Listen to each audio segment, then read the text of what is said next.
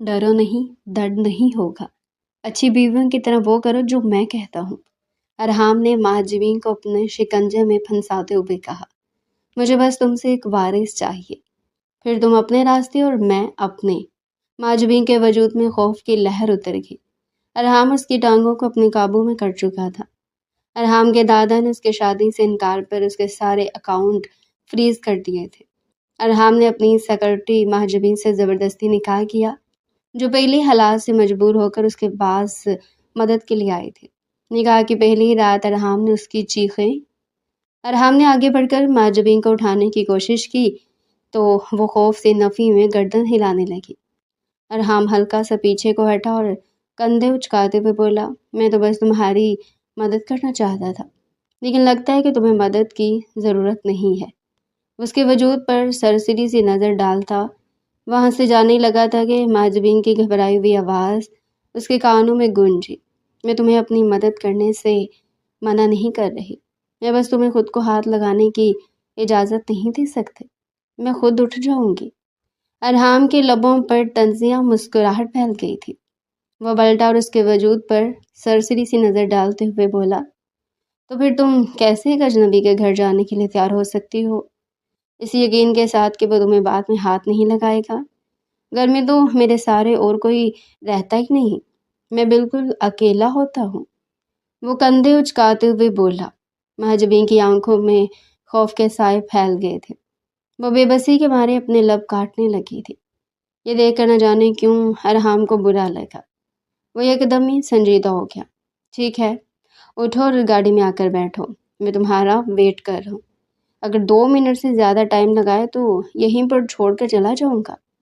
یہ کہہ کر وہ فرنٹ سیٹ سنبھال چکا تھا، جبکہ مہاجبین لڑکھڑاتی ہوئی بڑی مشکل سے چلتی اس کی گاڑی کی پیسنجر سیٹ پر بیٹھ گئی تھی۔ وہ میرا سامان وہیں پر رہ گیا ہے، اس نے لڑکھڑاتے ہوئے لہجے میں کہا۔ ارحام نے گہری سانس خارج کی اور اس کا سامان اٹھا کر بیک سیٹ پر رکھ دیا۔ ارحام نے دوبارہ اس کے حسین چہرے سے نگاہیں چرائی تھی۔ اسے اپنی زندگی میں بے تحاشا خوبصورت عورتیں دیکھی تھی، لیکن کوئی بھی اسے اس قدر دلکش نہیں لگی تھی۔ ہم لوگ کہاں پر جا رہے ہیں؟ اس نے کانپتے ہوئے لہجے میں ارحام سے پوچھا۔ میں تمہیں پولیس اسٹیشن لے کر جا رہا ہوں تاکہ تمہیں دوبارہ تمہارے گھر بھجوا سکوں۔ یہ سننے کی دیر تھی کہ وہ تڑپ اٹھی تھی۔ اس کی آنکھوں سے لگاتار آنسو بہنے لگے تھے۔ پلیز ایسا مت کرو، مجھے پولیس کے حوالے مت کرو، مجھے ان درندوں پر یقین نہیں ہے۔ اس نے باقاعدہ طور پر ارحام کی بازو پکڑی اور اسے زور زور سے جھنجھوڑنے لگی۔ ارحام نے ایک نظر اس کے ہاتھوں پر ڈالی جو کہ اس کے بازوؤں پر جمے ہوئے تھے، اور پھر اسی کے انداز میں بولا، مجھے ہاتھ مت لگا، مجھ سے دور رہ کر بات کرو۔ یہ سن کر وہ پل بھر کے لیے شرمندہ ہو گئی تھی۔ اسے شدت سے اپنی غلطی کا احساس ہوا تھا۔ وہ نظریں جھکا کر پھر سے اپنے ہونٹ کاٹنے لگی تھی۔ کیا مسئلہ ہے تمہیں؟ اپنے ہونٹوں کو کاٹنا بند کرو، مجھے الجھن ہو رہی ہے۔ ارحام نے تیکھے لہجے میں کہا، اگر تم چاہتی ہو کہ میں تمہیں پولیس کے حوالے نہ کروں تو مجھے صاف صاف بتاؤ کہ آدھی رات کے وقت اس حالت میں تم یہاں پر کیا کر رہی تھی؟ دیکھو، میں نے تمہیں اپنی گاڑی میں بٹھا تو دیا، لیکن اس کا یہ مطلب نہیں ہے کہ میں تم پر یقین کرتا ہوں۔ تم میری دشمن بھی تو ہو سکتی ہو۔ میں قسم اٹھا کر کہتی ہوں، میں تمہیں جانتی بھی نہیں ہوں۔ یہ سن کر ارحام کو یکدم ہی کھانسی شروع ہو گئی تھی۔ وہ شہر کا سب سے بڑا بزنس مین اور سیاست کی دنیا میں ابھرتا ہوا ستارہ، جس کو تو چھوٹے چھوٹے بچے بھی پہچانتے تھے، اور یہ لڑکی اسے کہہ رہی تھی کہ وہ جانتی بھی نہیں ہے۔ کیا تم میری بے عزتی کر رہی ہو؟ ارحام نے عجیب سے انداز میں پوچھا تو وہ پھر سے نفی میں گردن ہلانے لگی۔ نہیں، میں سچ کہہ رہی ہوں، میں واقعی میں تمہیں نہیں جانتی ہوں، اور جہاں تک یہاں پر آنے کا سوال ہے تو میں گھر سے بھاگ کر آ رہی ہوں۔ ارحام نے گاڑی کو زور سے بریک لگائی۔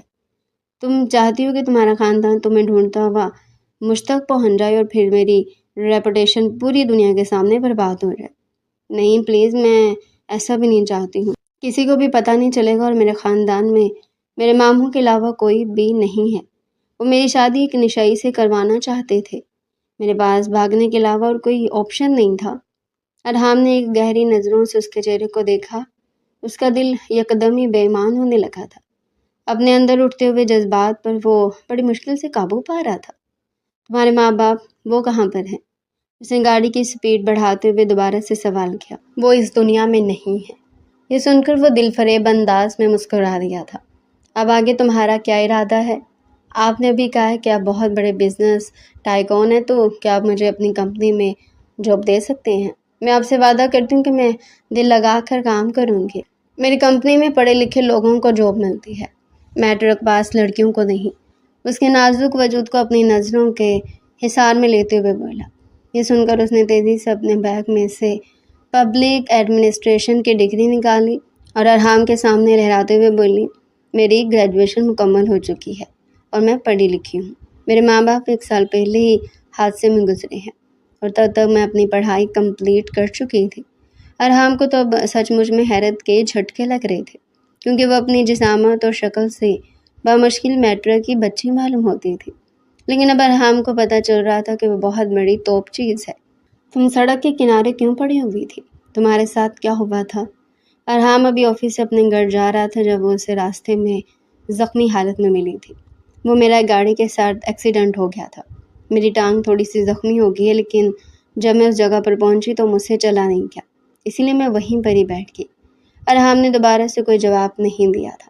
گاڑی ایک بہت بڑے بنگلے کے سامنے جا کر رکی تھی۔ آج کی رات تم یہاں پر گزارو اور پھر صبح اپنا بندوبست کر لینا۔ جہاں تک کمپنی میں کام کرنے کا سوال ہے تو اپنے ڈاکومنٹس لے کر پہنچ جانا، میں تمہیں ڈیٹیلز وغیرہ سینڈ کر دوں گا۔ یہ کہہ کر وہ گاڑی سے اترتا ہوا اندرونی حصے کی طرف بڑھ گیا تھا، جبکہ وہ اس کی پشت کو گھور کر رہ گئی تھی، کیونکہ اس کی ٹانگ ابھی تک زخمی تھی۔ کس قدر سنگ دل اور کٹھور انسان ہے یہ۔ اس کے سینے میں تو دل نام کی کوئی چیز ہی نہیں ہے۔ اس کو پتہ ہے کہ میں زخمی ہوں، لیکن میں نے اسے خود ہی کہا تھا کہ مجھے ہاتھ مت لگانا۔ یا میرے اللہ!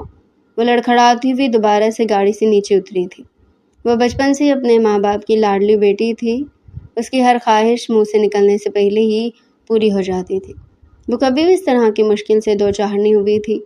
گھر سے بھاگنے کا فیصلہ اس نے بہت سوچ سمجھ کر کیا تھا، اور وہ جانتی بھی تھی کہ گھر سے نکل کر باہر کی دنیا کا مقابلہ کرنا آسان نہیں ہوگا۔ اس کا یقین اسے پہلے ہی دن ہو گیا تھا۔ ارحام نے پیچھے پلٹ کر دیکھا، دروازہ بند تھا۔ کافی دیر گزر چکی تھی۔ وہ لڑکی ابھی تک لاؤنج میں داخل نہیں ہوئی تھی۔ اچانک ارحام کو اس کے زخمی ہونے کا خیال آیا۔ اس نے بے ساختہ اپنے بالوں میں ہاتھ پھیرا اور ملازموں کو آوازیں دینے لگا۔ بانو بھاگتے ہوئے نیچے آئی۔ بانو، باہر ایک لڑکی ہے، اس کو سہارا دے کر اندر لاؤ اور ڈاکٹر فریحہ کو کال کرو کہ وہ اس کا چیک اپ کرے۔ بانو نے زور و شور سے ہاں میں گردن ہلا دی تھی۔ لڑکی کے بارے میں سن کر اسے تھوڑی سی حیرت ہو رہی تھی، کیونکہ پہلی بار اس کے صاحب اپنے گھر میں کسی عورت کو لائے تھے، ورنہ تو اس گھر میں ان کے دوستوں کے علاوہ کوئی قدم بھی نہیں رکھتا تھا۔ وہ اکثر حیران ہوتی تھی، کیونکہ پہلے اس نے جن گھروں میں کام کیا تھا وہاں کے مرد بہت ہی عیاش طبیعت کے مالک تھے اور ان کی صبح شام عورتوں کے ساتھ ہی ہوتی تھی، لیکن ارحام وہ پہلا شخص تھا جو عورتوں کے سائے سے بھی دور بھاگتا تھا۔ اسے لگتا تھا کہ عورتیں اور جذبات مرد کو کمزور کر دیتے ہیں۔ وہ کسی کو اپنی کمزوری نہیں دینا چاہتا تھا اور سوچتا تھا کہ آج تک یہی اس کی کامیابی کا راز ہے۔ جہاں تک اس کے پیرنٹس کا سوال تھا تو وہ دونوں ہی حیات نہیں تھے۔ اس کی پرورش دادا جان نے کی تھی، جو کہ گاؤں میں موجود زمینوں کے معاملات کو دیکھتے تھے اور ارحام کو کہہ کر تھک چکے تھے کہ شادی کر لو، لیکن ارحام کو کوئی پسند ہی نہیں آتی تھی۔ زندگی کے 28 سال گزرنے کے باوجود بھی وہ آج سے پہلے تک کافی خوش اور مطمئن بھی تھا۔ بانو مہاجبین کو سہارا دیتی ہوئی اندر لائی۔ شکر ہے میری کسی مہربان انسان کے ساتھ ملاقات ہوگی ہے، ورنہ مجھے لگا تھا کہ وہ پتھر دل شخص مجھے پتھروں کے بیچ لے آیا ہے۔ یہ کہہ کر اس نے جیسی نگاہیں اٹھائی تو سامنے ارحام صوفے پر ٹیک لگا کر ٹانگ پر ٹانگ چڑھا کر بیٹھا ہوا تھا۔ اس کی آنکھیں یکدم ہی غصے کے مارے لال ہو گئی تھی۔ بانو نے بھی بے ساختہ زبان اپنے دانتوں میں داب لی تھی۔ اس نے کچھ کہنے کے لیے اپنے لب کھولے ہی تھے کہ ارحام کی پاٹدار آواز گونجی۔ صبح تک اس کا خیال رکھو، ڈاکٹر سے اس کا ٹھیک طرح سے چیک اپ کروانا اور کوشش کرنا کہ ایک ہی رات میں بالکل ٹھیک ہو جائے۔ صبح ہوتے سے یہاں سے رخصت کر دینا، دوپہر تک مجھے یہ عورت یہاں پر نہیں چاہیے۔ بانو کو ہدایات دیتا ہوا وہ تیز تیز قدم اٹھاتا اپنے کمرے کی طرف بڑھ گیا تھا۔ بے بسی اور شرمندگی سے مہاجبین کی آنکھیں پھر سے آنسوؤں سے بھیگنے لگی تھی۔ اس کا دل کر رہا تھا کہ وہ دہاڑے مار مار کر رونا شروع کر دیں۔ آج سے پہلے کسی نے بھی اس کی اس طرح سے بے عزتی نہیں کی تھی۔ بانو نے جب اس خوبصورت لڑکی کی آنکھوں میں ٹھہرے ہوئے آنسو دیکھے تو تڑپ اٹھے، لیکن اس نے لبوں سے ایک لفظ ادا نہیں کیا تھا۔ وہ نہیں جانتی تھی کہ ارحام اور مہاجبین کے درمیان کیا تعلق ہے، مگر وہ جاننے کے لیے بہت زیادہ ایکسائٹیڈ تھی۔ اس کے لیے وہ ڈاکٹر فریحہ کا انتظار کر رہی تھی، کیونکہ تبھی اسے سب کچھ پتہ چل سکتا تھا۔ جیسے ہی ڈاکٹر فریحہ وہاں پر آئی تو بانو مہاجبین کے سہانے جا کر کھڑی ہوگی۔ تب فریحہ کے پوچھنے پر بانو نے اسے بتایا کہ وہ ارحام کو روڈ کے کنارے زخمی حالت میں ملی تھی۔ فریحہ کے لبوں پر ایک دل فریب سی مسکراہٹ پھیل گئی تھی۔ وہ شخص خود کو جتنا سخت بتاتا ہے اتنا سخت نہیں ہے۔ مہاجبین بس اسے دیکھ کر رہ گئی تھی۔ آپ کا ان کے ساتھ کیا تعلق ہے؟ میں اس کے چچا کی بیٹی ہوں اور اس کی زبردستی کی بیسٹ فرینڈ بھی ہوں۔ یہ سن کر مہاجبین تھوڑی سی حیران ہوئی۔ زبردستی کی بیسٹ فرینڈ کا کیا مطلب ہوتا ہے؟ فریحہ پھر سے ہنسنے لگی۔ زبردستی کی فرینڈ کا یہ مطلب ہوتا ہے کہ میں اسے اپنا بیسٹ فرینڈ مانتی ہوں، لیکن وہ مجھے اپنا کچھ بھی نہیں سمجھتا ہے۔ خیر مجھے اس سے فرق نہیں پڑتا، کیونکہ میں نے جب بھی اسے مدد کے لیے کہا ہے وہ میری مدد کے لیے پہنچا ہے۔ میں اس کی بہت عزت کرتی ہوں، اور دوبارہ میرے سامنے اس کی برائی کرنے کی کوشش مت کرنا، کیونکہ مجھے برا لگتا ہے۔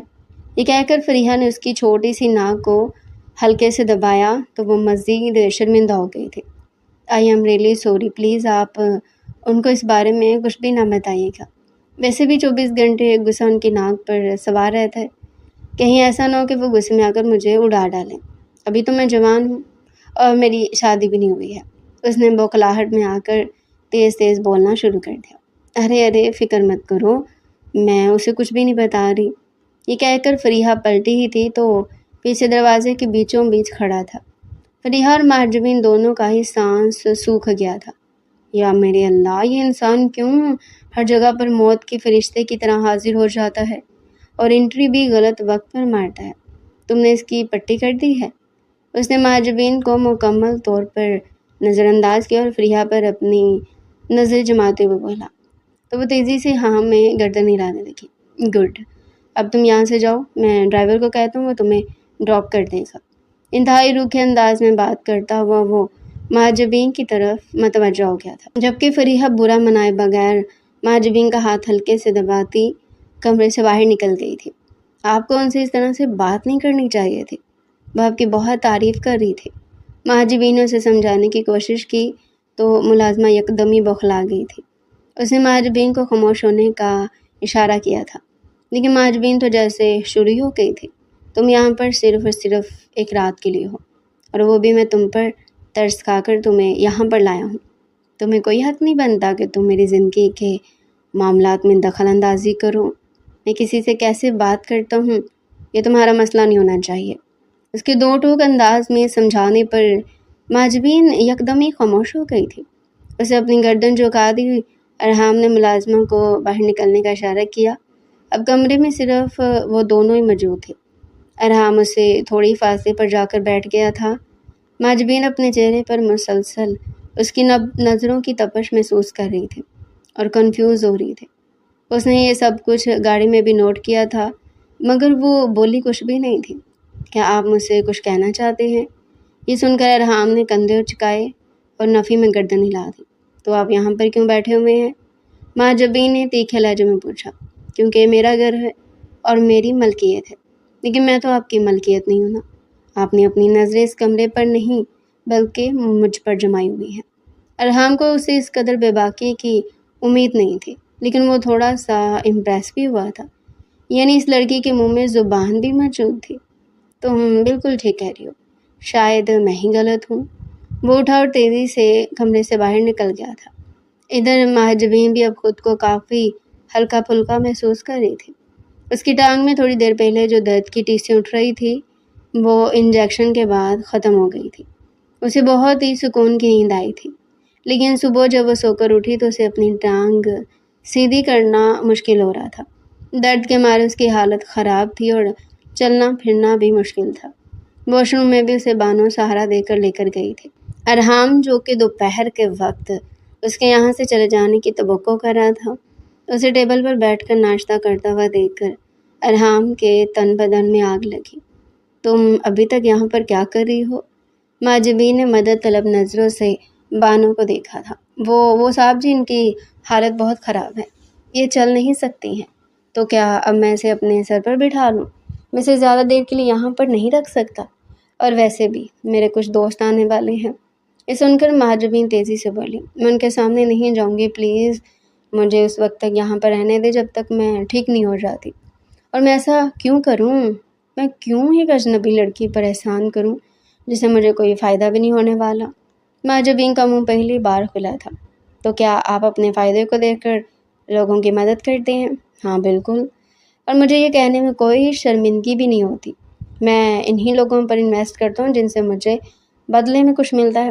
تم تو میرے کسی کام کی نہیں ہو، تم تو خود اپنے گھر سے بھاگی ہوئی ہو۔ اب بات معجبین کی عزت نفس پر آ گئی تھی۔ میں جتنے دن یہاں پر ہوں گی آپ کو پر ڈے کے حساب سے پے کروں گی۔ جذبات میں آ کر اس نے یہ تو کہہ دیا تھا، لیکن پھر اچانک اسے یاد آیا کہ اس کے پاس بہت تھوڑے پیسے تھے جس سے وہ بمشکل اپنے لیے ہاسٹل میں رہائش کا انتظام کر پاتی۔ ادھر ارحام کی آنکھیں بھی یکدم ہی چمکی تھی۔ گڈ، یہاں سے جاتے ہوئے پیسے میرے اکاؤنٹ میں ٹرانسفر کر دینا، اور اگر تم نے آج شام میرے دوستوں کے سامنے آنے یا کسی بھی قسم کا ہنگامہ یا تماشا کرنے کی کوشش کی تو تمہیں تمہاری اس ٹوٹی ہوئی ٹانگ کے ساتھ زندہ زمین کے اندر دفن کر دوں گا۔ یہ کہہ کر وہ پھر سے حویلی سے باہر نکل گیا تھا، جبکہ وہ غصے سے اس کی پشت کو گھور کر رہ گئی تھی اور بانو کو متوجہ کرتے ہوئے بولی تھی، تم تو کہہ رہی تھی کہ یہ دل کے بہت اچھے ہیں، اس دل کو بندہ آگ میں جھونکے جس کا اظہار ہی نہ ہو۔ جس سے میں آئی ہوں نا، جب سے میں آئی ہوں، یہ مجھے اپنی زبان کے ہی جوہر دکھایا جا رہا ہے، اور اپنی آنکھوں سے اس طرح سے خوفناک انداز میں گھورتا ہے کہ توبہ توبہ، مجھے تو لگتا ہے کہ میری جان ہی نکل جائے گی۔ بانو کا ہنس ہنس کر برا حال تھا۔ بیگم صاحبہ، قسم سے اگر آپ دونوں کی شادی ہو جائے تو اس گھر میں روز شوگر لگا کرے گا۔ توبہ کرو، کانوں کو ہاتھ لگاؤ۔ معجبین نے فوراً سے توبہ پڑھ کر کانوں کو ہاتھ لگایا تھا۔ اس انسان سے شادی کرنے سے اچھا کہ میں ساری زندگی کے لیے کنواری رہ جاؤں۔ یہ کہہ کر وہ پھر سے توبہ توبہ کرنے لگی تھی۔ شام کے وقت ارحام کے سارے دوست حویلی میں جمع ہوئے تھے۔ باہر ایک بہت بڑی پارٹی کا اہتمام کیا گیا تھا، اور مزے کی بات یہ تھی کہ وہاں پر صرف اس کے دوستوں کی بیویاں آئی تھیں۔ اس کے علاوہ کوئی دوسری تیسری لڑکی موجود نہیں تھی سوائے فریحہ کے، کیونکہ کل آدھی رات کے وقت اس نے اپنی نیند خراب کر کے معجبین کی مدد کی تھی، اور ارحام کسی کا احسان نہیں رکھتا تھا۔ وہ اپنے دوست سے بات کر رہا تھا جب اسے اپنے نام کی پکار سنائی دی۔ اس نے پلٹ کر دیکھا تو وہاں پر فریحہ کھڑی تھی اور اسے مسکراتی ہوئی نظروں سے دیکھ رہی تھی۔ ویسے اگر تم مجھے تھینک یو بول دیتے تو وہ بھی کافی تھا۔ یہ سن کر ارحام نے آنکھیں چھوٹی چھوٹی کر کے اس سے گھورا۔ اور میں تمہیں تھینک یو کیوں بولتا؟ کیونکہ میں نے تمہاری مدد کی ہے، اور میں نے رپورٹرز کو بھیجا کر اس بارے میں نہیں بتایا کہ تمہارے گھر میں ایک عدد لڑکی موجود ہے۔ وہ ذرا سے اس کے قریب ہوتی اس کے کانوں میں جھکتے ہوئے سرگوشی نما انداز میں بولی تھی۔ ارحام کھل کر مسکرا دیا تھا۔ اب تم مجھے انڈائریکٹلی دھمکی دے رہی ہو۔ فریحہ نے اپنے آپ کو اس کی مسکراہٹ میں ڈوبتا ہوا محسوس کیا، کیونکہ وہ آدمی بہت کم ہی مسکراتا تھا۔ یوں لگتا تھا جیسے اسے ڈر ہو کہ کہیں اس کی مسکراہٹ پر بھی ٹیکس نہ لگ جائے۔ تم بہت چالاک ہو رہی ہو۔ یہ کہہ کر وہ دوبارہ سے اپنے دوست کی طرف متوجہ ہو گیا تھا، جبکہ وہ اس کو گھور کر رہ گئی تھی۔ پتہ نہیں وہ کون سا دن ہوگا جب ہم دونوں بیٹھ کر تسلی سے ایک دوسرے سے باتیں کریں گے، وہ دل ہی دل میں اپنے آپ کو مخاطب کرتے ہوئے بولی۔ بانو بھی وہاں پر موجود مہمانوں کو ڈرنکس دے رہی تھی۔ فریحہ کے بعد اس کے پاس جا کر کھڑی ہو گئی تھی۔ مجھے بتاؤ، وہ لڑکی یہاں سے چلی گئی ہے کیا؟ اس کے لہجے میں تشویش کو محسوس کر کے بانو نے پوری قوت سے نفی میں گردن ہلا دی تھی۔ ارے فریحہ بیگم، اس کی حالت بہت زیادہ خراب تھی، صبح تو اسے چلا ہی نہیں جا رہا تھا۔ بیچاری کو میں نے سہارا دے کر واش روم تک پہنچایا ہے، اور پھر میرے سہارے پر ہی وہ نیچے آئی ہے۔ صاحب نے اب اس کا کمرہ اپنے کمرے کے ساتھ نیچے ہی سیٹ کروا دیا ہے۔ بانو نے اس بات پر اچھا خاصا زور دیا تھا۔ فریحہ کے تو تن بدن میں آگ لگ گئی۔ اس کا کمرہ اپنے کمرے کے ساتھ سیٹ کروانے کی کیا ضرورت تھی؟ ارے بی بی صاحبہ، اب یہ میں تو نہیں بتا سکتی، صاحب نے کچھ سوچ کر ہی کیا ہوگا۔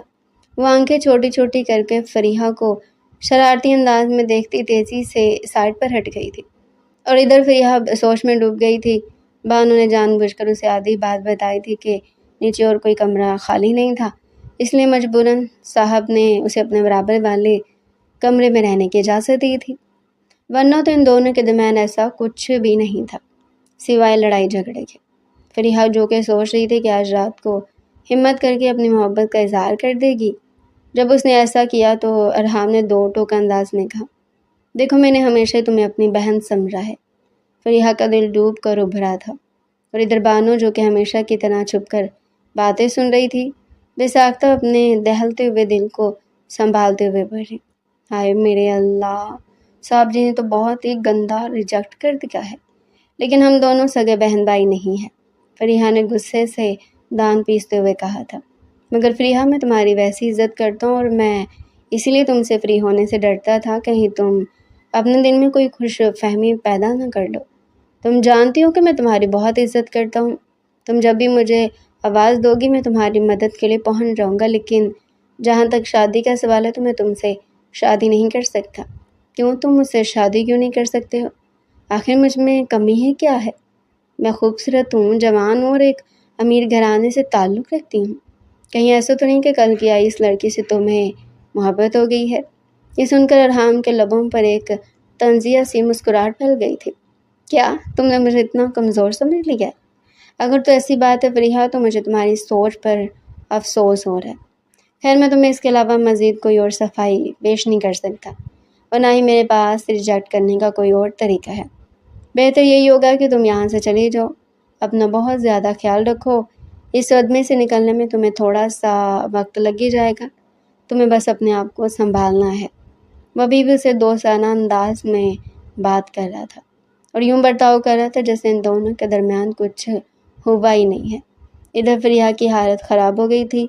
बानो को अब सही मायनों में उसके लिए अफसोस हो रहा था। वो बेचारी पूरी ज़िंदगी अरहाम के पीछे ही भागती रही थी। उसने हर मुमकिन कोशिश की थी कि अरहाम उसकी तरफ मतवज्जा हो जाए। जब भी अरहाम ज़रा सी उल्फत का इजहार करता तो वो खुशफहमियों के समंदर में गोताज़न हो जाती थी। फरीहा को इनकार करने के बाद अरहाम खुद भी थोड़ा सा डिस्टर्ब था, क्योंकि जानता था कि फरीहा का दिल टूटा है। जब वो लाउंज में दाखिल हुआ तो सामने का मंजर देखकर एक पल के लिए उसका दिमाग झनझना गया था। महाजबीन साहिबा ने लेस के पैकेट पूरे फर्श पर फैलाए हुए थे और इत्मीनान से लेटी टीवी देखने में मसरूफ़ थी। महाजबीन साहिबा ने लेस के पैकेट पूरे फर्श पर फैलाए हुए थे और इत्मीनान से लेटी टीवी देखने में मसरूफ़ थी, यूँ जैसे उसे ज़रूरी काम इस पूरी दुनिया में कोई ना हो। क्या हो रहा है यहाँ पर? और तुमने लाउंज का क्या हश्र बनाया हुआ? ये तुम्हारा घर नहीं है जो तुम इस तरह से बचकाना हरकतें कर रही हो। अरहाम की बात सुनकर फिल्म में डूबी हुई महाजबीन ने अपना हाथ उठाया और उससे इशारे से खामोश होने के लिए कहा। अरहाम के तो तन बदन में आग ही लग गई थी। एक तो वो उसके घर में पनाह गुज़ीन की तरह रह रही थी और दूसरा उसी पर ही हुक्म चला रही थी। उसने आगे बढ़कर टीवी को बंद किया तो महाजबीन होश की दुनिया में आई। उसे अपने सामने देखकर उसने बेसाख्ता खौफ से थूक निकला और मुस्कुराने की नाकाम कोशिश करते हुए बोली, अरे आप यहाँ पर क्या कर रहे हैं? मैं तो काफ़ी देर से यहाँ पर मौजूद हूँ। मुझे ये बताओ कि तुम्हारी हिम्मत कैसी हुई मुझे खामोश करवाने की? वो यकदम ही हलक के बल दहाड़ा था। महाजबीन ने डर के मारे फ़ौरन ही अपने सर पर चादर कर ली और अपने चेहरे को उसके अंदर छुपा लिया। ये देखकर अरहाम पल भर के लिए ठटका था, क्योंकि बचाव का ये अंदाज उसके लिए नया था। अपना चेहरा बाहर निकालो, उसने उसे धमकी देने की कोशिश की। महाजबीन ने चादर में छुपाए हुए अपने सर को नफ़ी में हिला दिया था। मुझे आपसे डर लग रहा है। पहले आप अपनी आंखें थोड़ी सी छोटी करें। कसम से लग रहा है जैसे किसी दियो की आंखें हैं। अरहाम को एक बार फिर से गुस्सा आने लगा था। मैंने कहा है कि अभी और इसी वक्त चादर नीची करो। महाजबीन ने अब की बार फ़ौरन से चादर अपने चेहरे के ऊपर से हटा डाली थी और उसे बेचारगी से देखने लगी थी। ये तुमने क्या हाशा बनाया हुआ था? वो आई एम रियली सॉरी, मैं ये सब कुछ उठा दूँगी। उसने उठने की कोशिश की, लेकिन अचानक की लड़खड़ाई उससे पहले कि वह ज़मीन बेहोश होती। अरहाम ने आगे बढ़कर उसे अपने बाजुओं में थाम लिया था। अब वह मुकम्मल तौर पर उसके सहारे पर मौजूद थी। उनके दरमियान भी फासला ना होने के बराबर था। ارحام کا دل عجیب سے انداز میں دھڑکنے لگا تھا۔ ایک تو اس کے اس قدر نزدیک آنے والی پہلی عورت تھی، اور دوسرا ارحام اس کے حسن کے سامنے گھٹنے ٹیکنے پر مجبور ہو رہا تھا۔ وہ چاہتے ہوئے بھی خود پر کنٹرول نہیں کر پا رہا تھا۔ تھوڑی دیر کی خاموشی کے بعد ارحام نے اسے بہت ہی احتیاط سے صوفے پر بٹھایا اور اپنی پیشانی کو بے چینی سے مسلتے ہوئے کہا، تم یہاں پر ایک ہفتے سے زیادہ نہیں رہو گی، اور یہ میرا آخری فیصلہ ہے۔ چاہے اس ٹائم میں تم ٹھیک ہوتی ہو یا نہیں، تمہیں یہاں سے نکلنا ہوگا۔ مہاجبین نے پوری قوت سے ہاں میں سر ہلایا تھا۔ وہ بہت زیادہ گھبرائی ہوئی تھی، کیونکہ وہ خود بھی کسی مرد کے نزدیک پہلی بار ہی گئی تھی۔ ایک ہفتے کا ٹائم پر لگا کر اٹھ گیا تھا۔ مہاجبین صبح سویرے حویلی سے نکل گئی تھی۔ بانو نے اسے روکنے کی کوشش کی تھی کہ اب یہیں پر ہی رہ لیں، میرا اب آپ کے بغیر دل نہیں لگے گا، لیکن مہاجبین نے صاف انکار کر دیا تھا۔ وہ مزید اس انسان پر بوجھ نہیں بننا چاہتی تھی، اور نہ ہی چاہتی تھی کہ اس انسان کے لیے مشکلات پیدا کرے۔ ارحام جب شام کو گھر واپس آیا اور اسے وہاں پر مہاجبین کے جانے کی خبر ملی تو اس کے دل کو تھوڑا سا عجیب لگا تھا۔ بانو بھی اپنے صاحب کے چہرے کے تاثرات نوٹ کر رہی تھی، اور دل ہی دل میں خوش ہو رہی تھی، کیونکہ جب بھی اس کا صاحب اس پر غصہ کرتا تھا تو اس کے دل سے یہی بد دعا نکلتی تھی کہ اللہ کرے میرے صاحب کو کسی لڑکی سے محبت ہو جائے، اور پھر وہ لڑکی بھی صاحب کے ساتھ ایسا ہی سلوک کرے۔ اب اسے اپنی دعائیں پوری ہوتی ہوئی نظر آ رہی تھی۔ ارحام نہ چاہتے ہوئے رات کے وقت بھی اسی کے بارے میں ہی سوچ رہا تھا کہ اچانک اس کا موبائل بجا۔ مہاجبین کا نمبر جگمگاتا ہوا دیکھ کر اس کا دل خوشی سے بھر گیا تھا۔ وہ حیران بھی ہو رہا تھا کہ آخر اسے اس قدر خوشی کیوں ہو رہی ہے۔ دوسری طرف سے مہاجبین کی بیچاری آواز اس کے کانوں میں گونجی تھی، میں آپ کی کمپنی میں کام کرنا چاہتی ہوں۔ آپ نے ایک بار مجھے آفر کی تھی، میں وعدہ کرتی ہوں کہ میں دل لگا کر کام کروں گی، آپ کو کسی بھی قسم کی شکایت نہیں دوں گی، بس مجھے کام پر رکھ لیں۔ دراصل آج ہاسٹل میں داخلے کے بعد وہ ہر جگہ پر خوار ہوتی رہی تھی، لیکن اسے کوئی بھی نوکری نہیں دے رہا تھا، اور وہ جانتی تھی کہ اتنی آسانی سے اسے کسی اچھی جگہ پر نوکری ملے گی بھی نہیں، اسے ہاتھ پاؤں مارنی ہی پڑے گی۔ لیکن جب اسے ارحام کا خیال آیا تو اسے اپنی ساری ٹینشنیں زائل ہوتی ہوئی محسوس ہوئی تھی۔ پھر ارحام نے بھی حامی بھر دی تھی اور فوراً سے کال کاٹ دی تھی۔ وہ کافی دیر تک موبائل کی اسکرین کو ہی گھورتی رہی تھی۔ یا میرے اللہ، کیا میرے کانوں نے کچھ غلط سن لیا ہے؟ اس نے مجھے انکار بھی نہیں کیا اور نہ ہی اس نے مجھ سے منتیں کروائی۔ مجھے تو لگ رہا تھا وہ سائیکو انسان تقریباً 1 گھنٹے تک مجھ سے اپنی منتیں کرواتا رہے گا، اور پھر جا کر احسان کرنے والے انداز میں کہا گیا کہ میں تمہیں اپنے آفس میں صرف اور صرف چپڑاسی کی نوکری دوں گا۔ یہ کہہ کر وہ اپنی ہی بات پر کھلکھلا کر ہنسنے لگی تھی، لیکن جب اس کے کانوں میں روم میٹ کی سوئی ہوئی آواز گونجی تو وہ فوراً سے ہوش کی دنیا میں آئی۔ کیا مسئلہ ہے؟ اگر ہنسنا ہے تو باہر جا کر ہنسو۔ یہ سن کر اس نے فوراً سے سوری کہا تھا۔ وہ حد سے زیادہ ایکسائٹیڈ ہو گئی تھی، اور ارحام بھی حیران ہو رہا تھا کہ اس نے اس لڑکی کو پرمیشن کیسے دی تھی، لیکن پھر اپنے ذہن کو جھٹکتے ہوئے وہ سونے کے لیے لیٹ گیا تھا۔ تاریخ میں پہلی بار ایسا ہوا تھا کہ وہ رات کو سونے سے پہلے کسی لڑکی کے بارے میں سوچ رہا تھا، جو کہ اس کے لیے بہت ہی خطرناک بات تھی۔ اگلے کچھ ہی دنوں میں اس کے دادا عمرہ کرنے کے لیے سعودیہ جا رہے تھے، اس لیے کل اسے دادا سے بھی ملنے کے لیے جانا تھا۔ دادا نے جانے سے پہلے اسے 2 ٹوک انداز میں سمجھا دیا تھا کہ اگر اس بار تم نے شادی نہیں کی اور حویلی کو وارث نہ دیا تو میں تمہارے ساتھ بہت ہی برے طریقے سے پیش آؤں گا، اور پھر مجھ سے شکایت مت کرنا کہ میں نے ایسا کیوں کیا ہے۔ ارحام نے اس بار بھی دادا کی دھمکیوں کو مذاق میں اڑا دیا تھا، کیونکہ اسے پورا یقین تھا کہ دادا جان اس کے ساتھ ایسا ویسا نہیں کریں گے، جو کہ اس کی سب سے بڑی غلط فہمی ثابت ہوئی تھی، کیونکہ دادا نے بھی اس بار پکا کام کیا تھا۔ ادھر مہاجبین نے ارحام کے آفس میں جانا شروع کر دیا تھا، لیکن ارحام نے اسے گنچکر بنا کر رکھا ہوا تھا، اور سونے پر سہاگا یہ کہ ارحام نے اسے اپنی پرسنل سیکرٹری رکھ دیا تھا۔ 24 گھنٹے وہ اس کے آفس میں موجود رہتی تھی۔ اگر ذرا سی غلطی ہو جاتی تو مہاجبی کو ارحام کی ڈانٹ بھی سننی پڑتی تھی، لیکن وہ مجبور تھی، یہ نوکری کسی بھی صورت نہیں چھوڑ سکتی تھی۔ وقت تیزی سے گزر رہا تھا کہ ایک دن ارحام کی زندگی میں بونچال آ گیا۔ اسے دادا جان کی طرف سے کال موصول ہوئی تھی، اس کے سارے اکاؤنٹ بلاک ہو گئے تھے، اور دادا جان نے اسے دھمکی دی تھی کہ جب تک تم شادی نہیں کرو گے تمہارے کو بھی اکاؤنٹ انفریز نہیں کرواؤں گا۔ ارحام کو شدت سے اپنی غلطی کا احساس ہوا تھا۔ اسے کچھ نہ کچھ ایسٹیز اپنے نام کروانے چاہے تھے، لیکن دادا جان کے ہوتے ہوئے سب کچھ اپنے نام کروانا اسے عجیب لگ رہا تھا۔ اب جا کر اسے اندازہ ہو رہا تھا کہ اگر تب وہ ان چیزوں کو عجیب نہ سمجھتا تو شاید اسے تھوڑی سی آسانی ہو جاتی۔ اب وہ دادا جان کو وارث کیسے دیتا؟ اس کے لیے تو شادی کرنی پڑتی جس سے وہ بھاگتا تھا۔ اس سارے معاملے میں اس کے ذہن میں ماجبین کا خیال آیا تھا، اور پھر بہت ہی سوچ بچار کے بعد اسے اپنے فیصلے کو عملی جامہ پہنانے کا ارادہ کیا۔ ارحام اپنے پرتعیش آفس کی گھومنے والی کرسی پر بیٹھا اپنی کن پٹیاں مسل رہا تھا۔ سامنے رکھی لیپ ٹاپ کی اسکرین پر اس کے بلاک شدہ اکاؤنٹس کی تفصیلات کسی تماشے کی طرح اس کا مذاق اڑا رہی تھی۔ دادا جان نے اس کی شہرت پر ہاتھ رکھ دیا تھا۔ انہیں وارث چاہیے تھا اور ارحام کو اپنی انا اور اثاثے واپس چاہیے تھے۔ اس نے گہرا سانس لیا اور انٹرکام پر ماجبین کو اپنے کمرے میں طلب کیا۔ کچھ ہی دیر میں ماجبین دروازے پر دستک دے کر اندر داخل ہوئی۔ اس کے ہاتھ میں فائلیں تھیں اور چہرے پر وہی تاثرات جو اس نوکری کے پہلے دن سے تھے۔ ارحام کی نظریں اس کے معصوم تھکے ہوئے چہرے پر جم گئی۔ وہ پبلک ایڈمنسٹریشن کی گریجویٹ تھی، ذہین تھی، مگر اس وقت ایک معمولی سیکرٹری کی حیثیت سے ارحام کے ہر حکم کی پابند تھی۔ سر، یہ آج کی میٹنگ کا شیڈول ہے، اور ماجبین نے فائل میز پر رکھتے ہوئے بات شروع کی، مگر ارحام نے ہاتھ کے اشارے سے اسے روک دیا۔ فائلیں چھوڑو ماجبین، بیٹھو، مجھے تم سے کچھ ضروری بات کرنی ہے۔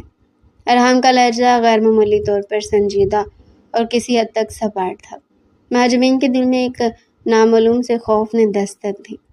وہ کرسی کے کنارے پر دبک کر بیٹھ گئی۔ جی سر، کوئی غلطی ہوگی مجھ سے؟ ارحام کرسی سے اٹھا اور کھڑکی کے پاس جا کر کھڑا ہوا، جہاں سے اسلام آباد کی روشنیاں نظر آ رہی تھی۔ ماجبین، میں تمہیں تمہید باندھنے کا عادی نہیں ہوں، میں تمہیں ایک پیشکش کرنا چاہتا ہوں۔ وہ پلٹا اور ماجبین کی آنکھوں میں آنکھیں ڈال کر بولا، میں چاہتا ہوں کہ تم اس دنیا میں میرا وارث لاؤ۔ ماجبین کو لگا جیسے کسی نے اس کے کانوں میں پگھلا ہوا سیسا ڈال دیا ہو۔ اس کے ہاتھ سے پین گر گیا اور وہ بے یقینی سے ارحام کو دیکھنے لگی۔ کیا مطلب؟ اس نے لرزتے ہوئے پوچھا۔ ارحام نے میز پر جھکتے ہوئے سرد لہجے میں بات جاری رکھی۔ مطلب صاف ہے، میں تم سے نکاح کرنا چاہتا ہوں۔ مجھے ایک بچہ چاہیے، اپنے خاندان کا وارث۔ بدلے میں تم جو مانگو گی تمہیں ملے گا، دولت، آسائش، مستقبل کی ضمانت۔ بولو، کتنی قیمت لوگی اس سودے کی؟ ماجبین کی آنکھوں میں آنسو تیرنے لگے۔ اسے یقین نہیں آ رہا تھا کہ یہ وہی شخص ہے جس نے اسے سڑک کنارے سے اٹھایا تھا۔ آپ مذاق کر رہے ہیں نا؟ وہ ہنسی، مگر اس ہنسی میں دکھ تھا۔ آپ کو کیا لگتا ہے ارحام صاحب کہ میں کوئی بکاؤ مال ہوں؟ میں یہاں کام کرنے آئی ہوں، اپنی عزت بیچنے نہیں۔ میں نے ڈگری اس لیے نہیں تھی کہ کوئی بزنس ٹائکون مجھے اپنی جائیداد بچانے کا مہرہ بنا لے۔ اپنی اوقات اور ڈگری کا بھاشن مجھے مت دو ماجبین۔ ارحام غصے سے دہاڑا۔ یہ سودا تمہارے فائدے میں ہے۔ فائدہ؟ ماجبین تیکھے لہجے میں بولی۔ کیسا فائدہ؟ ایک ایسی عورت بننے کا جس کی کوئی حیثیت نہیں، جو صرف ایک بچہ پیدا کرنے والی مشین سمجھی جائے گی۔ آپ کے پاس پیسہ ہے تو اس کا یہ مطلب نہیں کہ آپ لوگوں کے ضمیر بھی خرید سکتے ہیں۔ میں آپ کے اس گھٹیا مطالبے کو ٹھکراتی ہوں۔ مجھے نہیں چاہیے ایسی نوکری اور نہ ہی ایسی چھت۔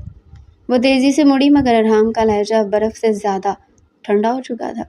باہر قدم رکھنے سے پہلے ایک بار پھر سوچ لو ماجبین، تم ایک ایسی لڑکی ہو جس کا اس دنیا میں کوئی سہارا نہیں۔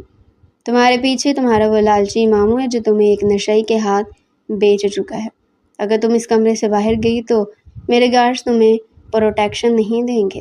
تم اسی سڑک پر ہوگی جہاں میں نے تمہیں اٹھایا تھا، اور اس بار تمہارا ماموں وہاں تمہارا انتظار کر رہا ہوگا۔ ماجبین کے قدم جم گئے۔ اس کے ذہن میں اسی نشئی کی زرد آنکھیں اور ماموں کا مکار چہرہ گھوم گیا۔ آپ مجھے دھمکا رہے ہیں؟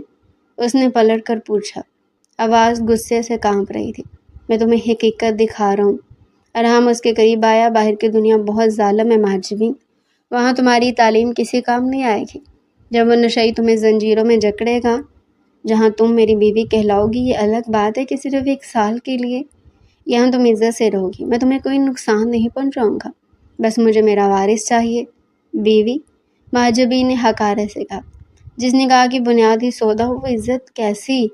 آپ ایک خود غرض انسان ہیں ارحام صاحب، آپ کو صرف اپنے اکاؤنٹس اور جائیداد کی فکر ہے، آپ کو کسی انسان کے جذبات سے کوئی سروکار نہیں، جذبات سے پیٹ نہیں بھرتا مہاجبین۔ ارحام نے گھڑی دیکھی، تمہارے پاس 15 منٹ ہے، یا تو مجھے ہاں کرو یا پھر اپنے ماموں کے پاس جانے کے لیے تیار ہو جاؤ، میرا فون 1 سیکنڈ میں اسے تمہاری لوکیشن بتا سکتا ہے۔ مہاجبین کی ہمت جواب دے گی، وہ وہیں فرش پر ڈھیر ہوگی، اور ہچکیوں سے رونا شروع کر دیا۔ اسے اپنی تعلیم، اپنی محنت اور اپنے خواب ٹوٹتے ہوئے محسوس ہو رہے تھے۔ وہ جتنی بھی ضد کرتی، حالات کی زنجیریں اس سے زیادہ مضبوط تھی۔ وہ بری طرح بے بس ہو چکی تھی۔ 15 منٹ ختم ہونے والے ہیں مہاجبین، بولو کیا فیصلہ ہے؟ ارحام کا لہجہ اب بھی سپاٹ تھا۔ مہاجبین نے اپنی آنسو بھری آنکھوں سے ارحام کو دیکھا۔ ٹھیک ہے، وہ بامشکل بولی، میں تیار ہوں، مگر یاد رکھے گا آپ نے مجھے خریدا، میں کبھی آپ کو معاف نہیں کروں گی۔ ارحام نے ایک فاتحانہ نظر اس پر ڈالی، حالانکہ اس کے دل کے کسی کونے میں مہاجبین کے الفاظ نے چبھن پیدا کی تھی۔ سودا طے ہوا، چلو میرے ساتھ۔ اسے بازو سے پکڑ کر گاڑی تک لایا۔ مہاجبین نے مزاحمت کی کوشش کی، مگر ارحام کی مضبوط گرفت نے اسے مجبور کر دیا۔ ارحام اسے شہر کے شور و گل سے دور اپنے پرسکون فارم ہاؤس پر لے آیا۔ وہاں ایک مولوی صاحب اور 2 گواہ پہلے سے موجود تھے۔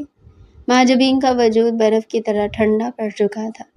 نکاح کے بول پڑے جا رہے تھے۔ جب اس سے پوچھا گیا کہ کیا اسے یہ نکاح قبول ہے تو اس نے ارحام کی طرف دیکھا۔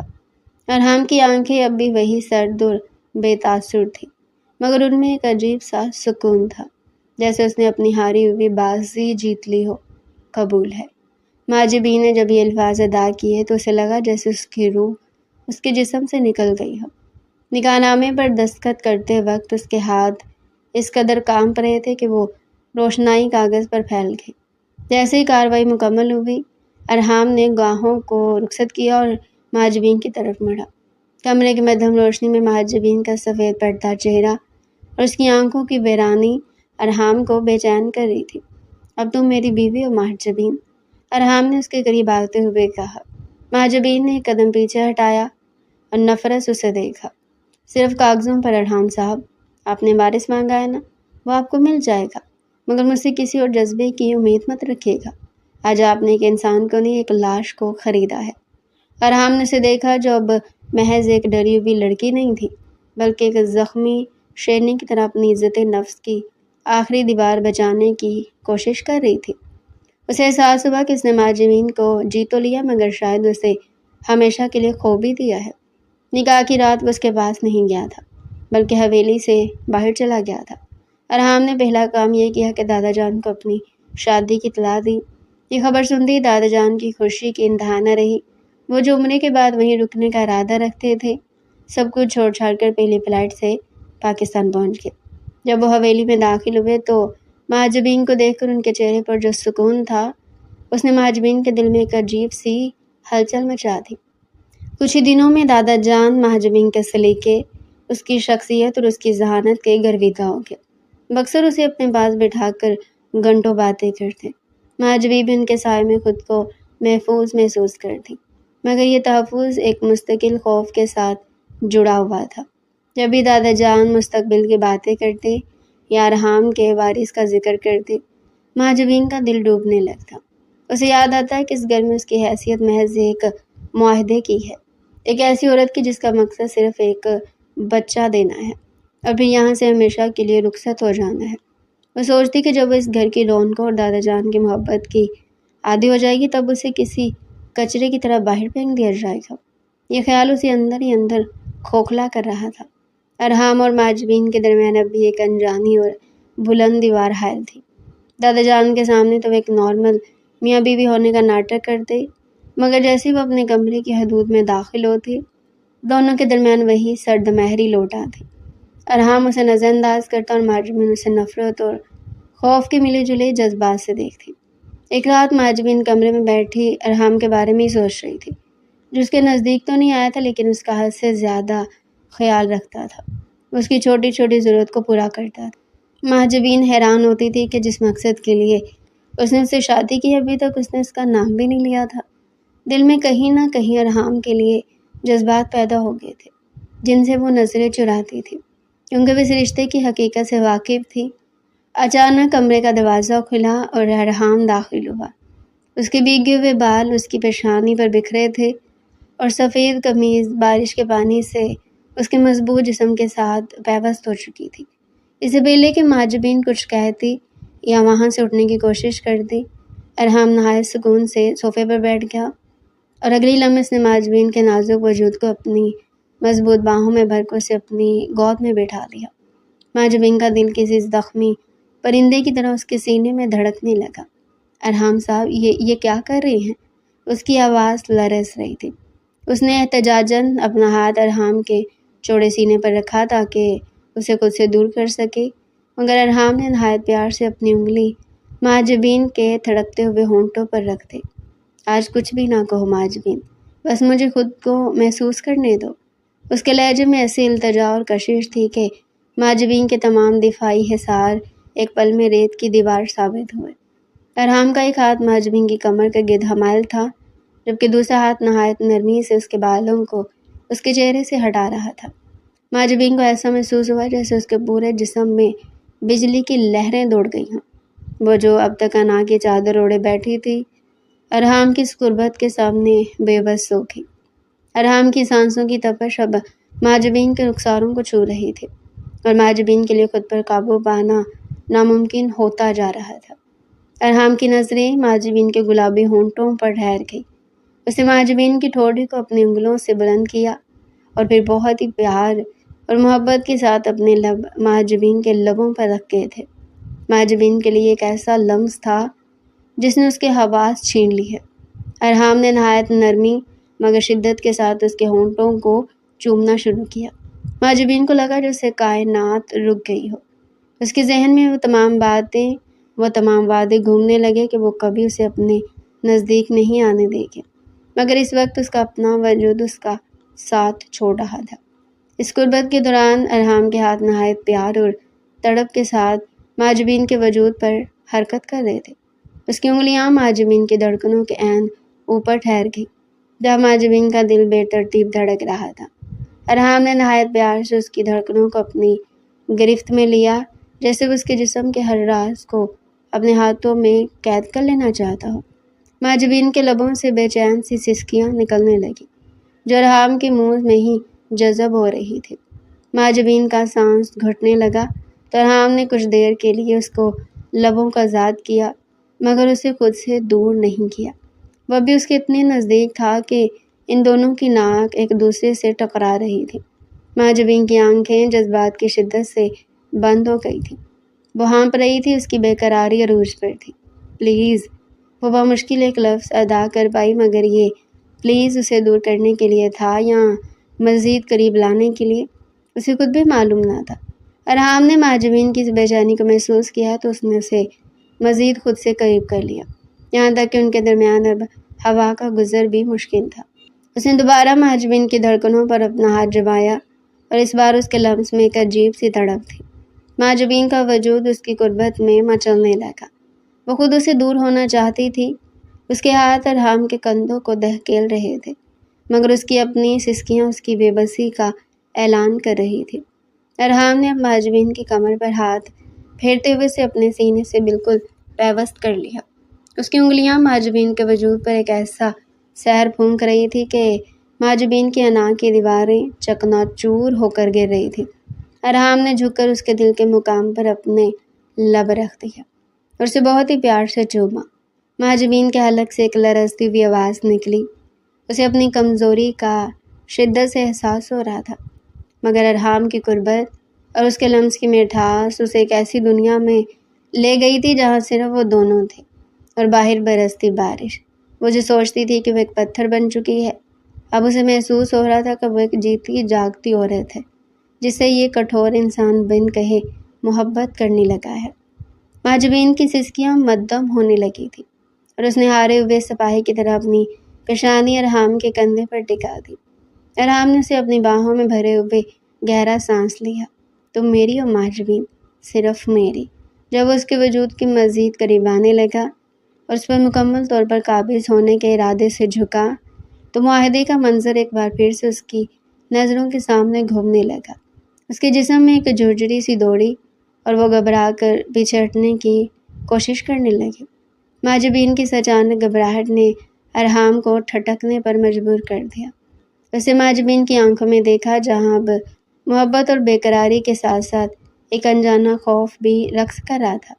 ارحام نے محسوس کیا کہ اگر اس وقت اس نے خود پر قابو نہ پایا تو وہ مہاجبین کو ہمیشہ کے لیے ایک ایسے صدمے میں دھکیل دے گا جہاں سے واپسی ممکن نہیں ہوگی۔ اس نے گہری سانس خارج کی اور نہایت ضبط کے ساتھ اس کے وجود سے الگ ہو کر صوفے کی دوسری جانب بیٹھ گیا۔ کمرے میں دوبارہ وہی خاموشی چھا گئی، مگر اس بار یہ خاموشی سرد نہیں بلکہ پچھتاوے کی تپش سے بھری ہوئی تھی۔ مہاجبین نے لرزتے ہاتھوں سے اپنی چادر درست کی اور جھکی ہوئی نظروں سے اپنی تیز ہوتی دھڑکنوں کو سنبھالنے لگی۔ ارحام نے اپنی پیشانی پر ہاتھ پھیرا جیسے وہ اپنے ذہن میں چھپے لفظوں کو ترتیب دے رہا ہو۔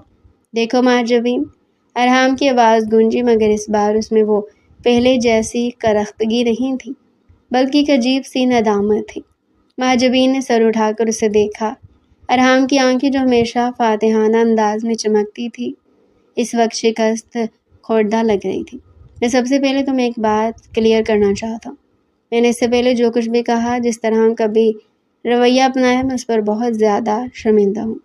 مہاجبین کو لگا جیسے اس نے کچھ غلط سن لیا ہو۔ شہر کا سب سے بڑا بزنس ٹائکون، وہ مغرور انسان جس نے اسے سڑک سے اٹھا کر اپنی ملکیت سمجھا تھا، آج اس کے سامنے اپنی غلطی تسلیم کر رہا تھا۔ مہاجبین، میں تم سے محبت کرتا ہوں۔ شاید میں نے اسی دن تم سے محبت شروع کر دی تھی جب تمہیں اس زخمی حالت میں سڑک کے کنارے دیکھا تھا۔ ارحام نے اس کی آنکھوں میں آنکھیں ڈال کر کہا، لیکن مجھے کبھی محبت کے اظہار کا علم نہیں تھا۔ میں نے ساری زندگی صرف جیتنا سیکھا تھا، سودے بازی سیکھی تھی۔ میری انا مجھ پر اس قدر حاوی ہو چکی تھی کہ میں نے کبھی کسی عورت کو اس طرح اپروچ ہی نہیں کیا تھا۔ اسی لیے تمہارے معاملے میں بھی میں نے وہی راستہ اختیار کیا جو مجھے آتا تھا، کٹھور پن اور سودے بازی کا راستہ۔ مہاجبین ساکت بیٹھی اسے سن رہی تھی۔ اس کے دل کی دھڑکنیں مزید بے ترتیب ہو گئی تھی۔ میں بہت زیادہ شرمندہ ہوں کہ میں نے تمہیں وہ وارث والا گھٹیا معاہدہ کرنے پر مجبور کیا۔ سچ تو یہ کہ مجھے صرف وارث نہیں چاہیے مہاجبین، مجھے تم چاہیے ہو۔ تمہاری محبت، تمہارا ساتھ اور تمہارا مان چاہیے۔ ارحام اب اس کے تھوڑا قریب ہوا اور اس کا ہاتھ نہایت نرمی سے اپنے ہاتھ میں لیا۔ تم میری زندگی میں آنے والی پہلی اور آخری عورت ہو۔ میں نے تمہیں خریدا نہیں ہے مہاجبین، میں نے اپنا دل تمہارے نام کر دیا ہے، اور آج میں یہ اعتراف کرتا ہوں کہ میں تمہیں کسی بھی قیمت پر کھونا نہیں چاہتا۔ ارحام کے ان الفاظ نے مہاجبین کے زخموں پر مرہم کا کام کیا۔ اس کی آنکھوں سے ایک آنسو ٹپک کر ارحام کے ہاتھ پر گرا۔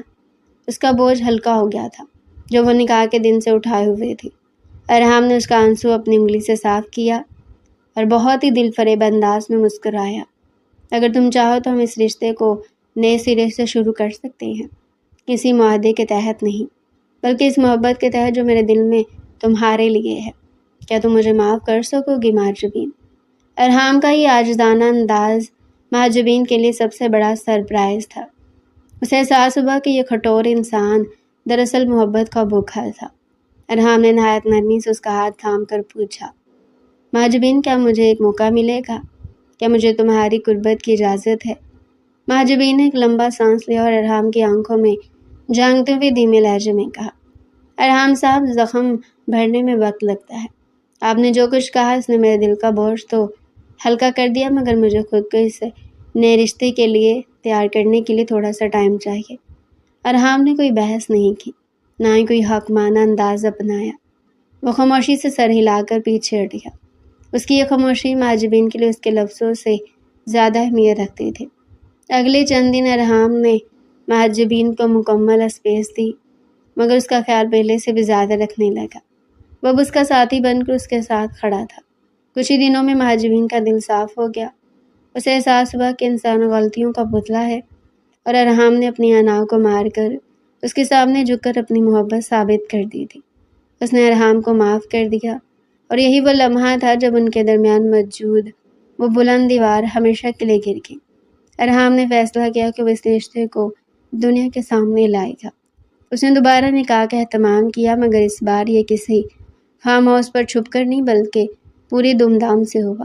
شادی کے تینوں فنکشنز، مہندی، بارات اور ولیمہ، اسلام آباد کے مہنگے ترین ہال میں منعقد کیے گئے۔ مہاجبین بھی مطمئن ہو گئی تھی۔ بعد میں فریحہ نے بھی اپنے آپ کو سنبھال لیا تھا، وہ بھی ان کی شادی پر شریک ہوئی تھی۔ تو ڈیئر پیارے ناظرین، یہ تھا آج کا ہمارا انٹرسٹنگ سا ناول۔ مزید اگر آپ ایسے ہی ناول ہمارے چینل پر ڈیلی سننا چاہتے ہیں تو چینل کو سبسکرائب کریں، ویڈیو کو لائک کریں اور کمنٹ سیکشن میں اپنی رائے لازمی دیں۔